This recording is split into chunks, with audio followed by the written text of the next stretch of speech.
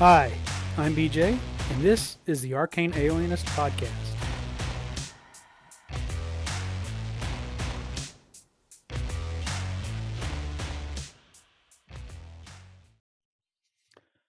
Hey everybody, how you doing?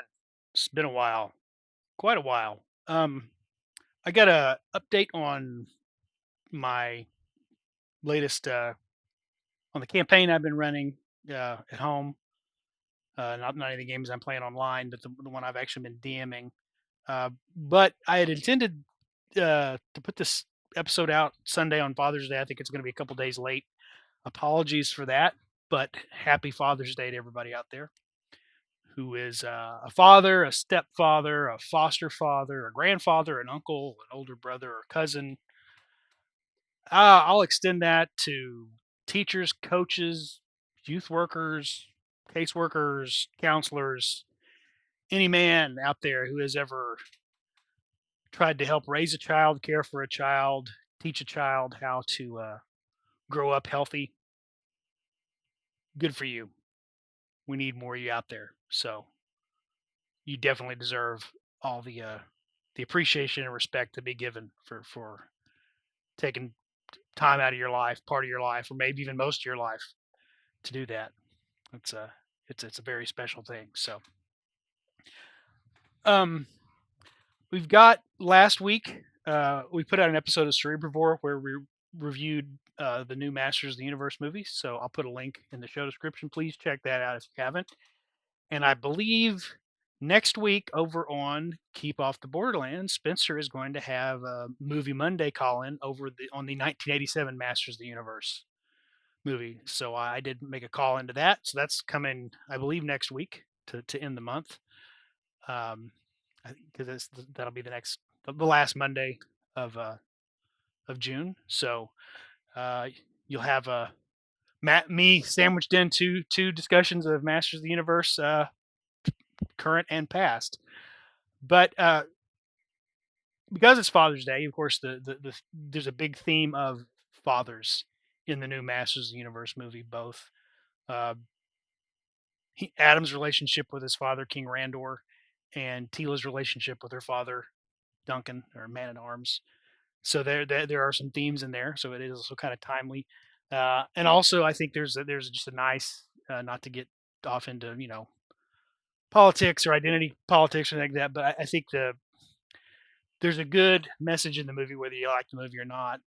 And I don't think they beat you over the head with it. There's a couple lines about what a man is, but I think it's a portrayal of a character who it's He-Man, and He-Man has always been a good role model of a character and being having kind of the masculine traits we tend to admire. Not that only men can possess them, but strength, courage, a sense of justice, a willingness to help and protect people in need, but also a gentleness, a kindness, compassion. Um, he's very respectful and usually tries to talk before he fights, and you see that played out in the new movie. Of course, it is a you know coming of age, coming of identity, hero's journey kind of movie. So you see elements of that in Adam early on, but it takes it till he really kind of fully becomes He-Man. You see that you know fully there on the screen. Um, Unlike the previous movie, and I think the animated series where He-Man was just already kind of that way. Slightly different versions of He-Man in the different animated series and in the two movies. Every production brings a little bit of its own twist, but I think that is kind of cool, and it is nice to see that between that and the portrayal of Superman um, in last year's movie, and that we do get to see some nice heroes who have strength and courage and can be a tough guy, but also are the kind of friend you feel comfortable bringing around your kids and your family, and it's not going to embarrass you, get you in trouble, right? Anyway, enough of that. Happy Father's Day to all the good men out there who do their best for their families and their friends. So now I want to turn to the campaign I run at home, with my son and his friends, where I am the dad and the DM. So it is a DM dad episode, I guess. I have pre-recorded a couple of segments that I'm going to splice together here just to give you an update on my campaign. That is, I'm in the middle of retooling it. We kind of switched to Swords and Wizardry about a year ago, and we've really enjoyed that. But I find myself, since Swords and Wizardry is a place where the DM has a lot of discretion to make rulings. It's that way intentionally, and so I've started to going back and pulling in some stuff from Old School Essentials and BX more in terms of just procedures, uh, rules of thumb, things like that. So I'm moving into sort of a hybrid of it, and I may talk a little more about that once some of the things are more solidified in my mind. But for now, we'll just do a campaign update because we had kind of slowed down and now we're picking up the pace again for the summer. So here we go.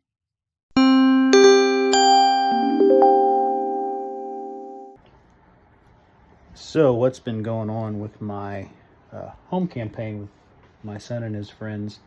Well, we kind of had a lag in play April, May as the school year began to wind down, and they all had banquets and activities and tournaments and stuff to participate in. So we kind of limped into the end of spring, and then we've had 3 sessions since, but we've yet to get the entire group back together. Maybe that's going to happen here in a couple of weeks. But I'm really pleased with where this campaign is going. We got everybody to around 3rd or 4th level. We are using Swords and Wizardry Complete, so it's 95% original D&D, and then 5% the Swords and Wizardry, little changes Matt Finch made for Swords and Wizardry Complete, along with a couple of house rules that I use. But they've maintained the same characters. We just sort of recreated them in the new system when we switched over last year. We've been doing Swords and Wizardry for about a year now, and I think the Swords and Wizardry Complete seems to give a lot of character options that hew closely to sort of classic D&D archetypes, while still keeping the game pretty simple, like we like. So that's what we've been doing, and everybody's enjoying it. But we haven't had them all back together. But the idea behind this campaign was to move to more of a hex crawl and sort of procedurally based. We're going to roll to see what's in the hex, and that's the adventure. And if there's monsters, you deal with the monsters, and if it rolls that they're in the lair, then there's a lair to be found, and we'll just wing it. So the first of the 3 sessions, we only had a couple of players available. 3 players, two on my son, one of the other ongoing players, and a new friend of theirs that has decided to join in. And so we said, we did a planning session for the most part. Here's sort of the premise, is that you guys have now become kind of some local heroes. You finished your previous mission. You've got a little bit of a renown. You've got some money under your belt. What do you want to do next? And the noble house that you've been working with in the first part of the campaign has said, over here, in this region over here, there is a valley. There are mountains, and there's this pass through the mountains to where you can get into the valley that's as far as everybody knows, is surrounded by mountains. But we've never gone there because that territory, at least the territory around the pass, have always belonged to orcs. But the orcs have migrated away and left it open for us to go explore and see what we can find. And this is what's going to happen. So this is the Valley of Azug. Azug was a powerful orc warlord that kind of reigned over this area, but now Azug's people have Azug, there's a whole story from another old school campaign I did when I first started to flesh out the world of Erd, of Azug, raising a great orc horde and being defeated, and this is generations later, but the orcs have finally just migrated out of the area and left it open for other people. So it's open for settlement and exploration. So they want, of course, adventurers to come. And so there's a little frontier outpost called Deadfall at the mouth of the valley.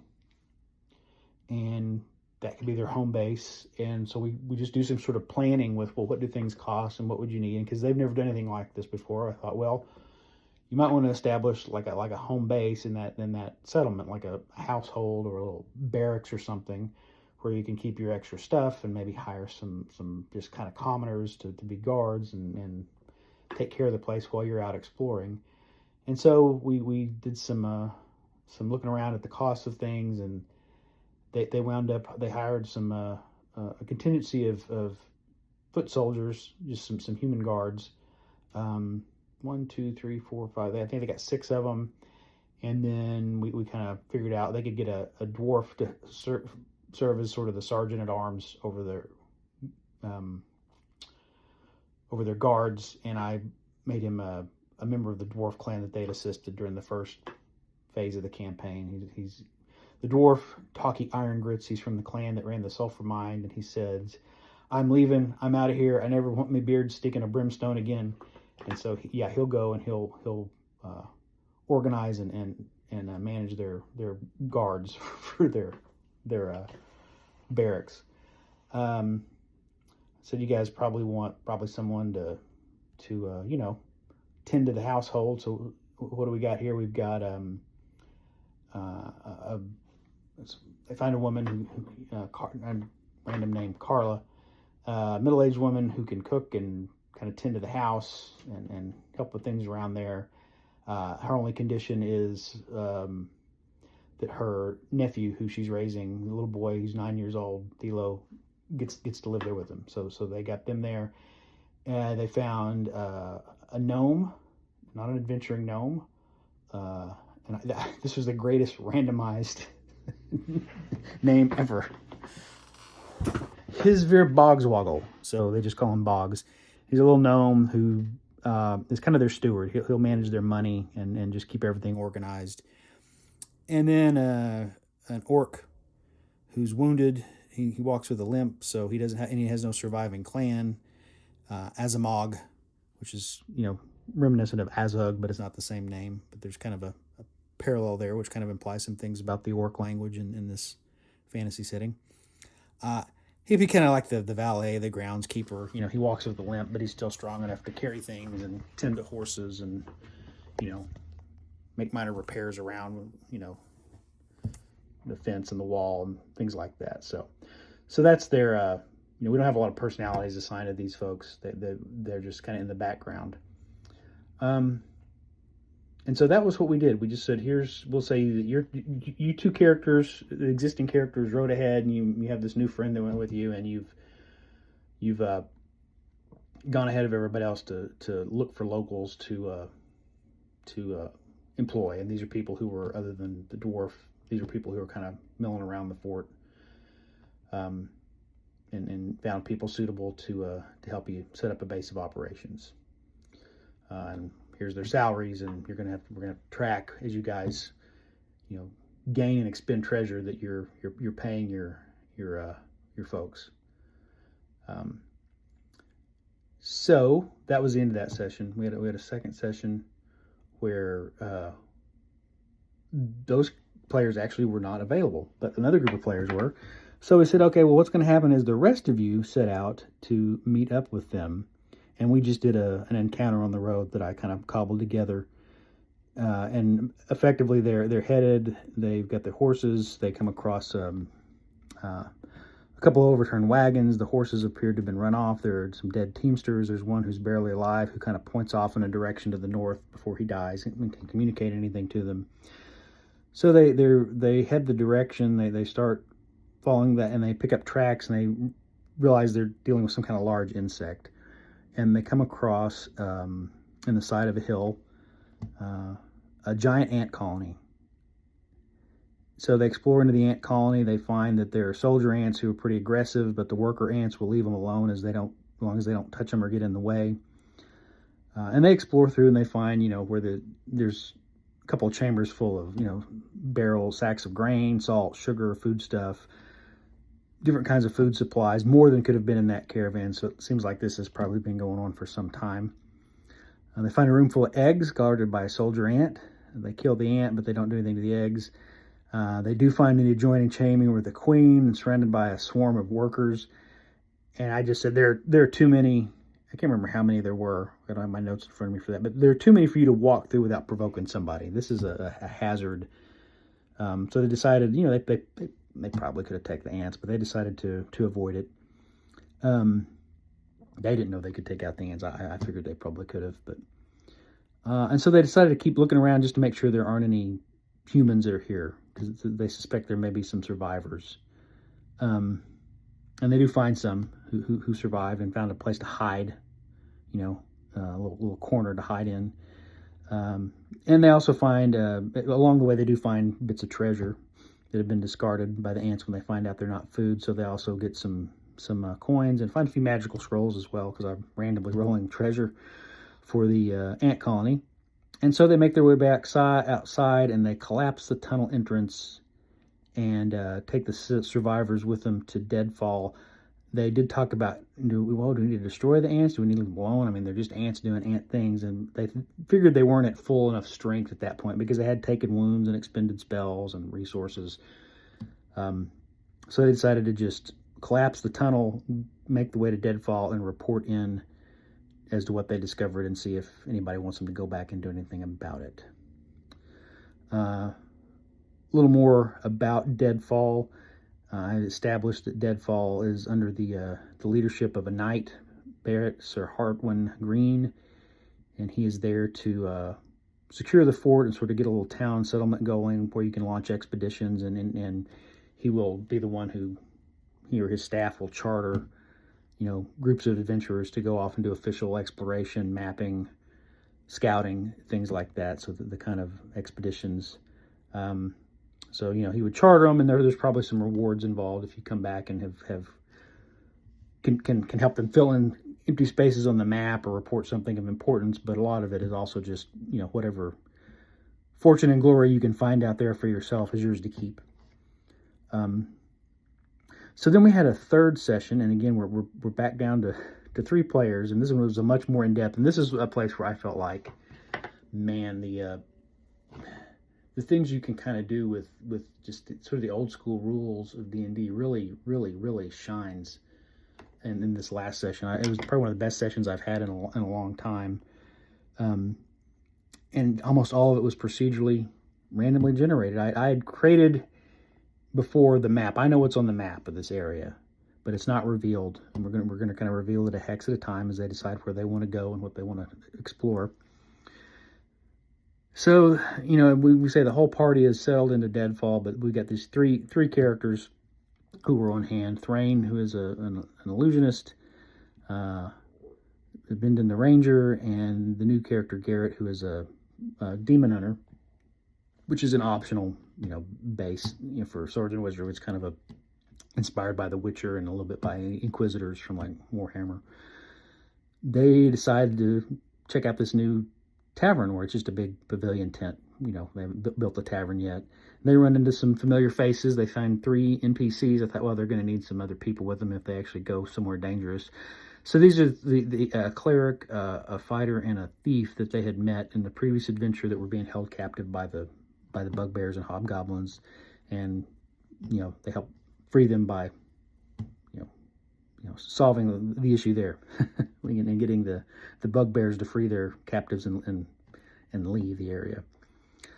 They also overheard some loggers discussing problems in their camp, which is nearby, and they see that one of these characters is a knight, because they've been knighted early on in the first part of the campaign, and ask if he'll help. And so it seems they're spooked by something lurking in the trees, watching them out in the distance, but when they look, it kind of darts away in this really inhuman, disturbing movement, never makes a sound.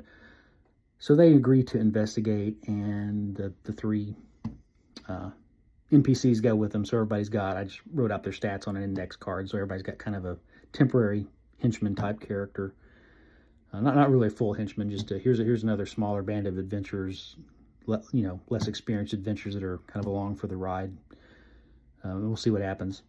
Anyway, they investigate, and they couple hours they walk. They come to the logging camp. They can see where they've got places where they can stay in camp, but they clearly haven't been because they're scared. They've been walking the 2 or 3 miles back to deadfall to be safe.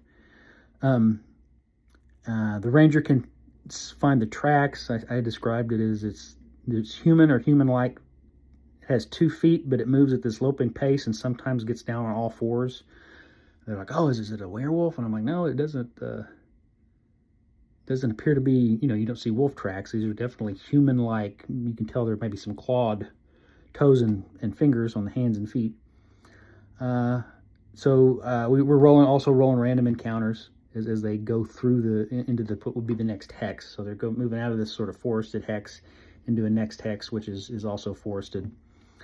And they stumble across a group of kobolds, and that wasn't what I intended. I've got something actually planned for what's watching the loggers. So they managed to avoid a fight with the kobolds with some diplomacy, although the kobolds did not have a good reaction. So they said, hey, don't go any farther south, which would be the next hex to the south. That's our territory, stay out.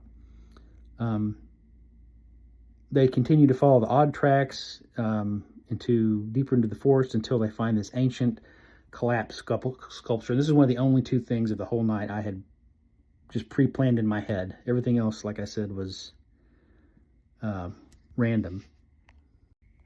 So they follow the tracks up to the kind of, this structure is collapsed, but there's the remnants of a doorway, but immediately it goes down.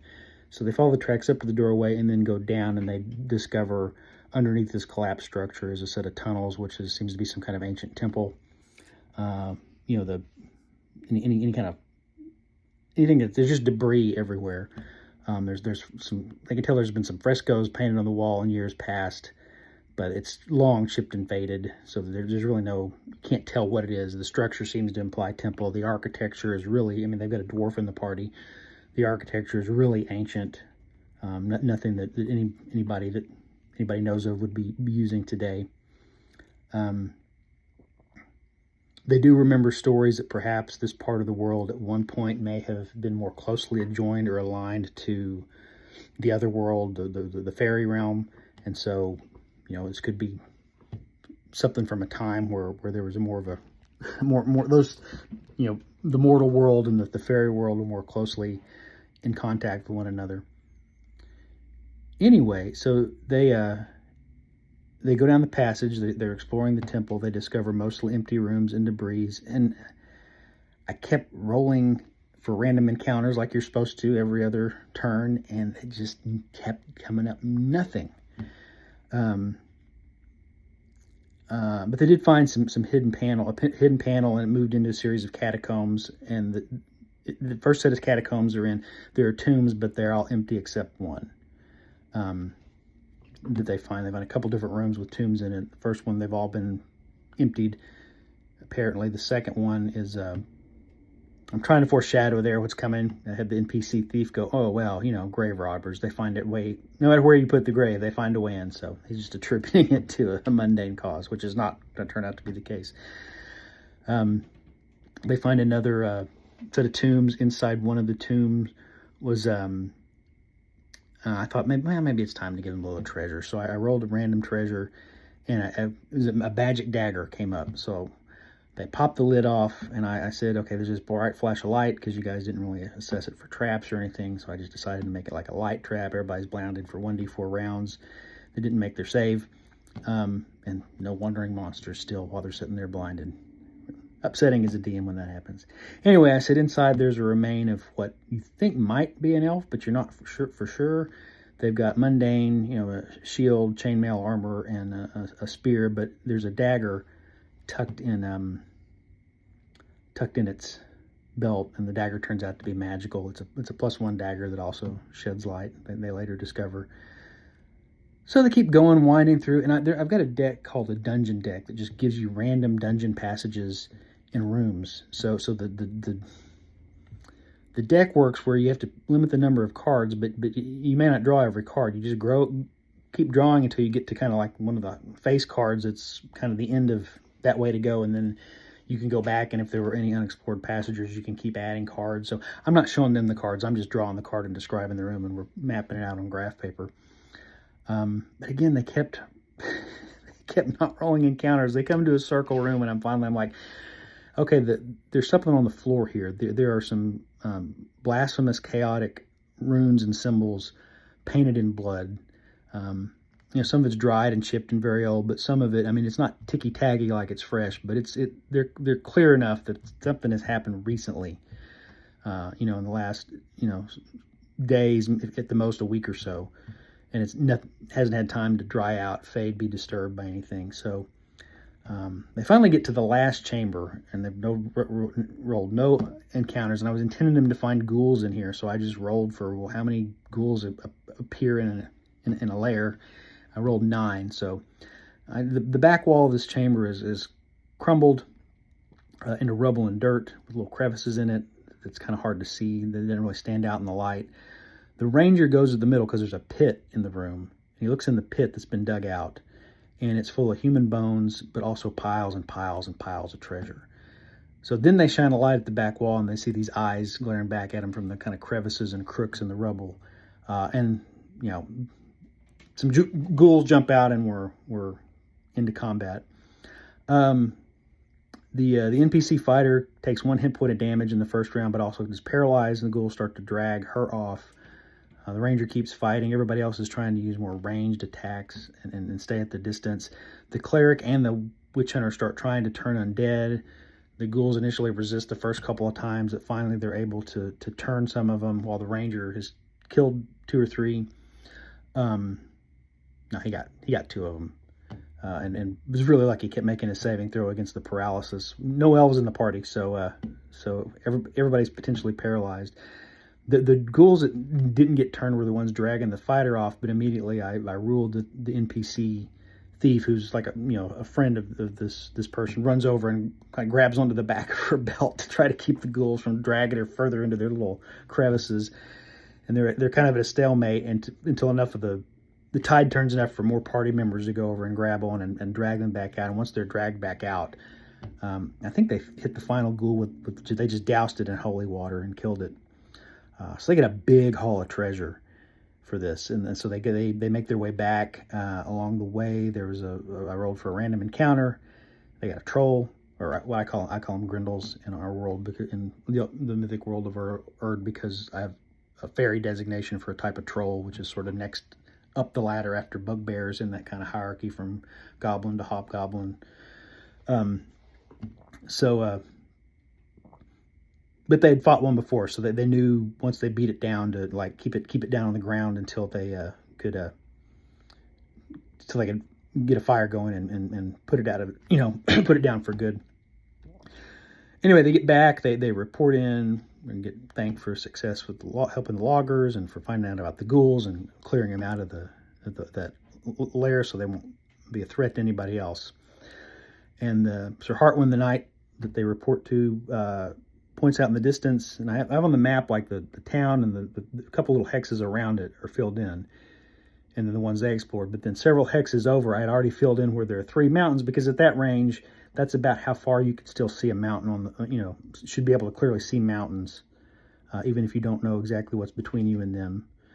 And like he said, my first objective right now is to explore out to those mountains. There's also a river that kind of we think flows in that direction. Pick your path however you want to go, but as you're coming and going, I would really appreciate it if you would help us figure out what lies between here and those little small set of mountains over there. So they decided, okay, well, we can do that. They also meet Lady Elodie, who is his advisor and who is a magic user. And they discuss sort of, in the future, if they need to have, magic items identified or help with learning spells, she can be an assistant to them. And for a fee, she enchants 2 lanterns with continual light so that they have a permanent light source and don't have to worry about torches or expending lantern oil unless, for some reason they hit a dispel magic on them. But they did stock up on oil anyway, because they've also discovered that setting fire to things is a really good way to really effective combat tactic. So they decided to follow the river in the direction of the mountains. They go through an area of grassland. Again, they've got their three friends with them, NPC friends. They go into the grassland, and in the distance they see a crevice, and this is a completely random encounter I rolled. What's a grassland encounter? A hydra. So I describe, well, there's a little crevice where rainfall kind of runoff gathers in a shadow pool, and on the other side of it, it kind of, dips into the earth. You can see there's a recess back there. So they go, there's, insects and frogs, but, croaking and buzzing around, but they can go through that crevice into a natural cavern. And I just said, this is just going to be a tunnel that goes back into its lair. That's what I decided. But I did roll randomly to see, and it's a 12-headed hydra, which is the biggest kind. So they explore the cavern. The ranger had previously gotten a hold of a set of boots of elven kind, so he decides to kind of creep ahead because they're crunching. There's gravel and shale in here, so they can't. It's crunching under their feet. So he guys up because he can be quiet, and he looks and he sees where it just drops over a lip, and then there's a deeper hole, and there's a hydra in there, 12-headed hydra. So he goes back, and they decide they're going to all kind of try to creep forward as best they can. They'll just go really slow so that they don't make very much noise. And I did roll surprise to make sure the hydra didn't wake up because they weren't completely silent. In fact, the reason I decided it was sleeping to begin with is because it rolled to be surprised during their initial encounter. So I just ruled that meant it was asleep. Anyway, they decide they're going to line up on the edge and light their oil and just bombard it with flaming oil. So they managed to hit it with 4 flasks of oil. Of course, then it wakes up, and the ranger drives down on top of it and fights it on its back while everybody else is using bows and other ranged attacks since they've used their oil.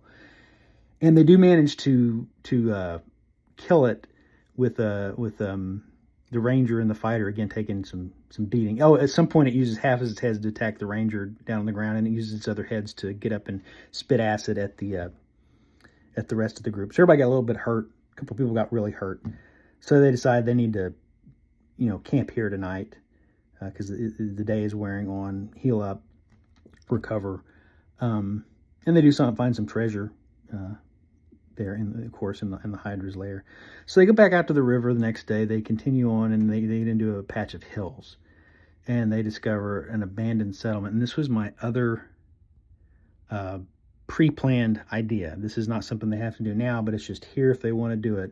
Because having listened to Joe Richter and Merc the Meek talk about playing through Horror on the Hill, I decided to put a version of Horror on the Hill here. So they've come into this square, this hex. It's forested hills. The hill that has the horror on it is there. And this is what is in the module Fort Guido, but I say it's just abandoned. The river, they start looking around. They see where this must have been a place where the orcs that used to live in this area, this was like a gathering place, maybe where they came for special ceremonies or holy days or something like that. So it seems to have been built on top of an older ruin structure with actual architecture, but this is just, they can tell where they've set up things to camp here, but they wouldn't have constructed any permanent structures. But there is a marker. There's like a boulder, and if they look at it, it's got pictures on it, and from that, you're looking out, you look at it, and you can see it's picturing what's right in front in the distance, which is the river, the hill across the river, and something on top of the hill, and that draws their eyes up to see, oh, there's something built on top of that hill, but there are also symbols or kind of signs that mean you should stay away from there. That's a dangerous, forbidden place to go because it's dangerous. So they decide, let's go back. The day is worn on, but let's camp here and let's go back and then report in what we've mapped, what we've discovered, and maybe we can gather a larger force to come back. Maybe next session when some more players are here and they're at better strength. They don't want to take on anything that dangerous, just based on the context. So the next morning, as they're breaking camp, and as I'm rolling random encounters, a flock of griffins circles overhead, and it actually had a very positive reaction for the griffins. So I said, they probably spotted your horses and thought, ooh, food, but then they saw the humans and the dwarf there and thought, oh, now they're just kind of curious. So they try to interact with them by sharing some trail rations. Then they get the idea, let's go back and harvest the hydra. We could probably, if we hurry, we might be able to get some of that and come back while they're still in the area, because they don't know if they're nesting here, if they just came down to rest, or drink water at the river, what. And I was dubious, but I'm, let them try. But as they're going back to the hydro layer, because they're moving basically the full hex length across, which the hexes are 2 miles, from the kind of the middle of one hex to the middle of the next. I rolled a random encounter, and they're going by they go by some weeds. A giant viper snake jumps out. They kill it pretty quickly because it's just a giant snake. But the ranger gets bitten and fails his save, and it's deadly poison. And I'm like, you're gonna have to. He's immediately weak, and he's losing constitution points, and he's gonna keep losing a constitution point, every 12 hours till he dies, unless you get him some serious help. So, and he's like, oh, no, I want a pet griffin. I want a griffin. I want to ride on a griffin. So they decided to take the snake back and feed it to the griffins, and then get him back to deadfall as quick as they can. And they do. He has enough constitution to make it back, because at a gallop they can cover those 3 or 4 2-mile hexes okay enough. But they get him back to it, and are able to get the clerics in to neutralize the poison. And so then the plan is to go back and fully harvest the hydra, not only for its, for the hide, for leather, but maybe the meat can be, maybe the griffins are still there, maybe there's some other use for it. That's what they want to do next. They rest up and heal, and maybe go back next time with more of the party.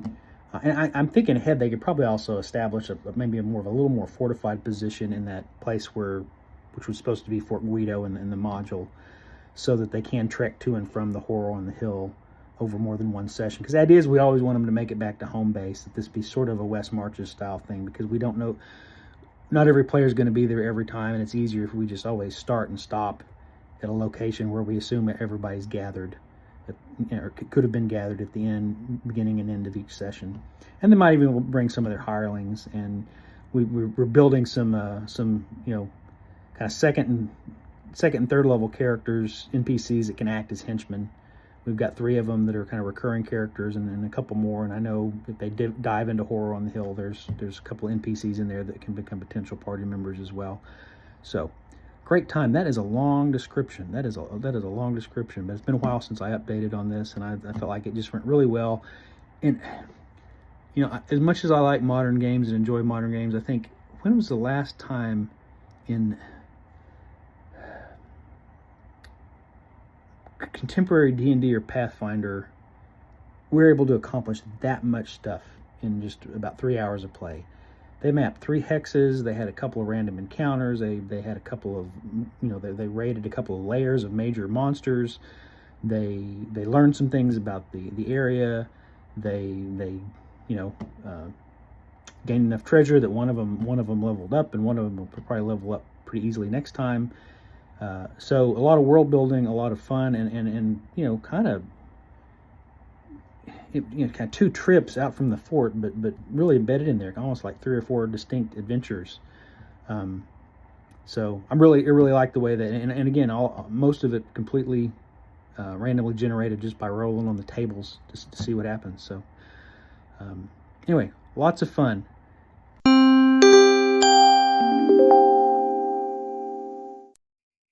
Well, that's the episode. Thank you so much for listening. Hope you enjoyed it. Once again, happy Father's Day this week to everybody out there. Also, happy Juneteenth that has just passed. Also, a very important day to remember some events in our history, good and bad. But happy Juneteenth to everyone as well. I'd love to hear from you. Either you can call me through SpeakPipe. There's ways to get in touch with me. They're listed in the show description. So let me know what you think. And until next time, I should just leave it there. Check out the Cerebrivore episode. We got an homage to the until next time. But until next time, wherever you are out there, take care of yourself and try to make someone happy today.